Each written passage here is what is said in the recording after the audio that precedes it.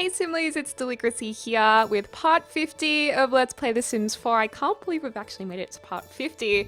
So I thought it would be nice to have a look at this LP in screenshots so far, the storyline, and basically what we're looking at right now is Trinity and Cody when they first met, when The Sims 4 first came out.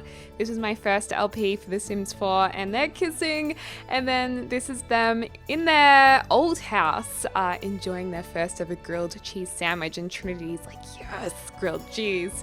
This is Cody proposing to Trinity in her little white dress, which looks a bit wedding-esque, in the secret world inside of Willow Creek, which you can find through going through a tree. And then this is Trinity with her new office setup as she began her writing career. Whilst this was happening, Xavier and Ashton, a gay couple, actually moved in with Trinity and Cody. Ashton is Trinity's brother. So they were quick to elope. Xavier proposed to Ashton and they had a wedding at nightfall on the boulevard in Willow Creek, just the two of them without any audience. And then whilst this was happening, Cody and Trinity were expecting their first child, Carter. Ashton and Xavier were then adopting, and they adopted this beautiful girl, Liberty, which you guys helped me choose, and this is them meeting her for the first time. Carter was born soon after as a little baby boy, and this is Cody holding him and Trinity holding him, and I love Trinity's dress right here. This is still in their old house.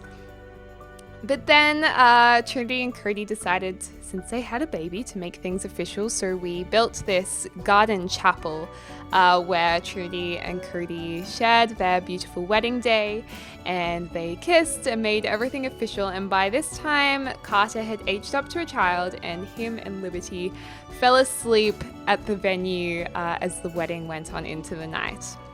They then moved into the twin townhouses which we built, and Xavier and Ashton had the one on the left, and Desiree was then born and aged up to a child. We didn't have any screenshots of her, I don't know why, but this is her and Cody playing, and her and Carter got along really, really well. She was a bit of a tomboy girl growing up there, and the family was really, really happy.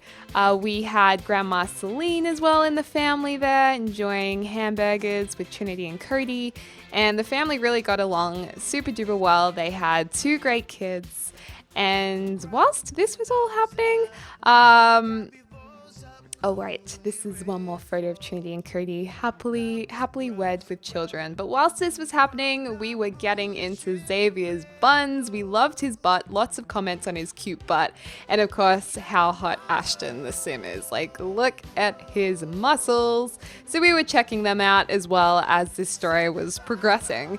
Anyways, Desiree and Carter were getting along super well. They continued to study together, and then they even snuck out a few times together at midnight and kind of got in trouble, but hey, they had a good time and they're enjoying their hamburgers that they stole, I think. But then it was time for Carter to age up, so he threw this hot dog fast food themed party where everyone dressed up as hot dogs, and he had hamburger cakes, which was pretty cool. And even though he was a pretty innocent child, he then grew up into teenage Carter, a beautiful boy sitting on the toilet, and this is when things started to get a little bit more rocky for the family, I think. I mean, Ashton and Xavier were good. Their relationship was really, really strong, and meanwhile, Liberty was beginning to get to that awkward teenage stage where your parents are so embarrassing, and Xavier's doing what dads do best there, embarrassing her in zebra underpants. But Ashton decided it was time to have the woohoo talk with Liberty, and this was just an awkward encounter. Xavier totally bailed on them as well. He got out of there as fast as he could, which was a bit unfair, but he was painting in the garden, I guess, so that was okay. He was still being productive. His painting was taking off. But Ashton was right to have that conversation because Liberty did begin to get to know some boys. This is Nicholas Flamel, who was always and still always is in love with her. As she was going through her teenage years, Xavier and Ashton decided to renew their vows at the same wedding chapel. And afterwards, they actually had a joint birthday party at the Yellow Flamingo nightclub, which we also built, and they both aged up into proper adults. And we're looking fine. They're looking damn fine. Nicholas Flamel still was interested in Liberty, and she was getting a little bit confused. Best friend becoming maybe a boyfriend. And then we had Miles here as well, who was toying with her mind a little bit. So instead of eating her feelings, eating lots of hamburgers, she decided to actually take control of the situation and get a little bit of advice from her dad while he was on the toilet. What better time?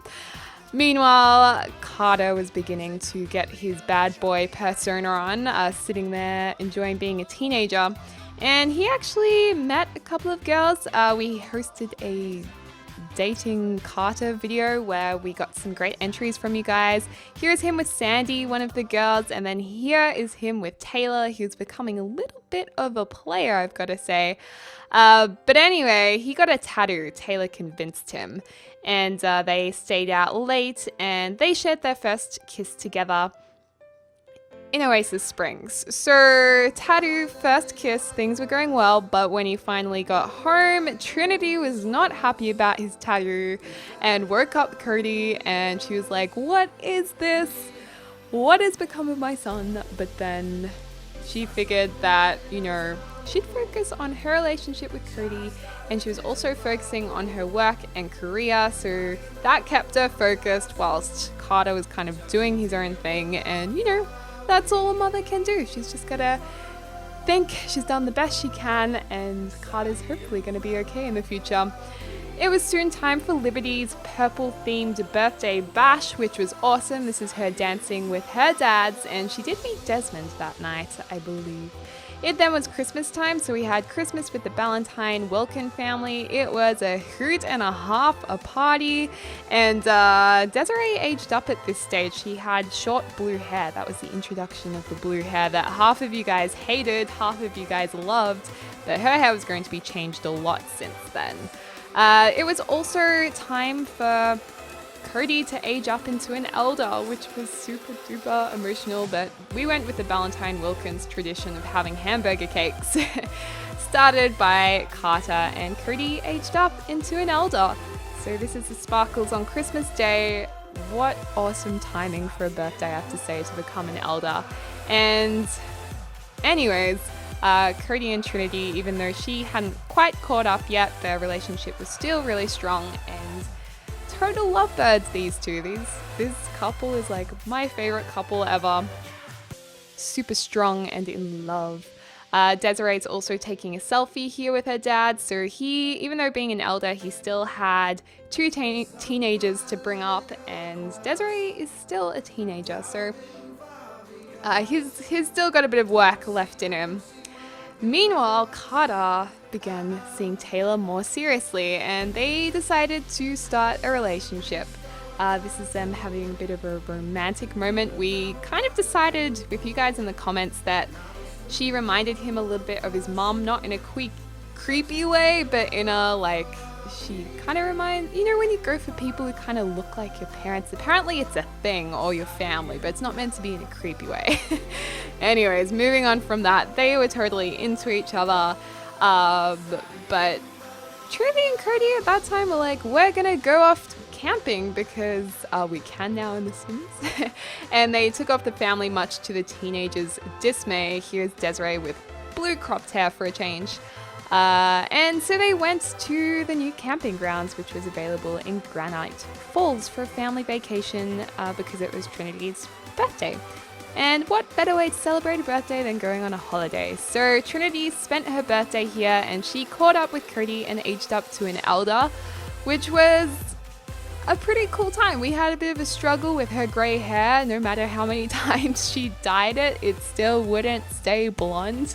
But I think we've solved that in the end, so that's okay. But she aged up, and it was a great camping trip. I mean, the boys liked to go fishing, the kids were playing on that horseshoe thing, and we kind of explored some of the new interactions available with that new game pack. And Xavier got a really sexy haircut. Well, not really haircut, he more grew his hair out, and I was kind of into him at this stage, just quietly. Trinity, with her grey hair, then decided to take it more slowly, read a book, relax, enjoy the serenity, and yeah, the kids enjoyed bonding with their parents and we had a good time. I loved all the new stuff that came with this and this game pack, and we had a lot of fun looking at it. Desiree and Liberty also had quite a bit of bonding time. They're quite close, or became quite close over the LP, and this is Liberty after her first day of work, and she's telling a scary ghost story. Nicholas Flamel continued to be a stalker kind of dude and rocked up on their holiday, but this is Carter and Caitlin, one of Desiree's friends, and this is when things started to get a little rocky because Carter fell for her even though he had invited his girlfriend to come camping with them the next day. Awkward. So he ended up taking things to the bedroom with her that night, which was very interesting, and Desiree was not happy with him because that was like her best friend. He also, I think in this screenshot, was aging up to an adult, I believe. Yeah, he aged up and he was like, you know what, I'm gonna deal with this. I'm gonna deal with these two ladies. I'm an adult, I can do it, even though Desiree was like, you're an idiot. So this is her having a bit of a stern word to him before Taylor was going to rock up the next day, which she did. And she stormed in. She kind of knew something was up and she let him have it. She was not happy, but I don't know if she quite knew what was going on with him and Caitlin, but she, I think, had an inkling, so that wasn't too good. But then Liberty and Desmond began to really hit it off in this part. They realized that they were kind of the ones for each other, and that's pretty much where we've left off at this stage.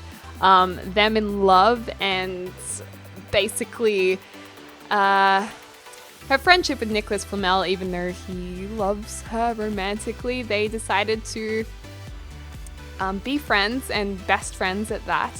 Desiree had a quick fling with Danny at the campsite, and Carter and his dad had some quality time together, watching the skies, watching the clouds.